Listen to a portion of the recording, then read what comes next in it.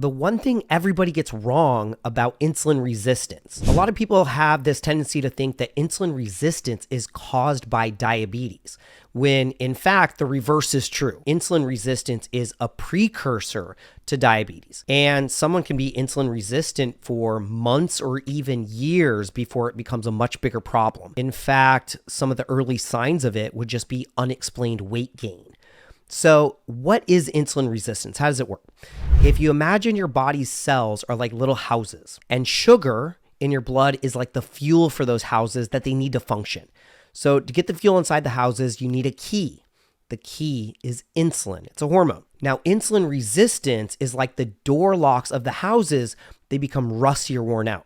So even if you have all the keys, in this case, insulin, plenty of keys, they just don't work as well in those locks. So the fuel, sugar, has a hard time getting inside and starts to build up outside. In our case, that's in our blood. As a result, the body has to produce even more keys to try and open those rusty locks and get the sugar into the cells. Now, over time, this puts a lot of strain on our pancreas because it's making all those extra keys, leads to various health problems, including type 2 diabetes. So in short, the insulin resistance is when your body's cells don't respond well to the insulin, making it harder for the sugar to enter the cells and leading to a higher sugar level in the blood.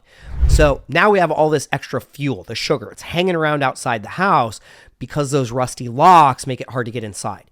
This can be a problem as a crowded neighborhood with all these like piles of unused fuel can be dangerous. So your body's always looking for solutions and thinks, what can we do with all this extra fuel to keep things safe? It's like if a neighborhood has a lot of extra wood or coal lying around, if it's just not used, it can be a hazard. So it has a backup plan. Convert the excess into something more stable and store it away. So in the neighborhood analogy, it would be like turning the extra wood or coal into bricks and then just like stacking them up neatly for later. In the body, the neat stacking is converting the sugar into fat. It's a more stable form of energy storage. So special storage areas in our body, it's our fat cells.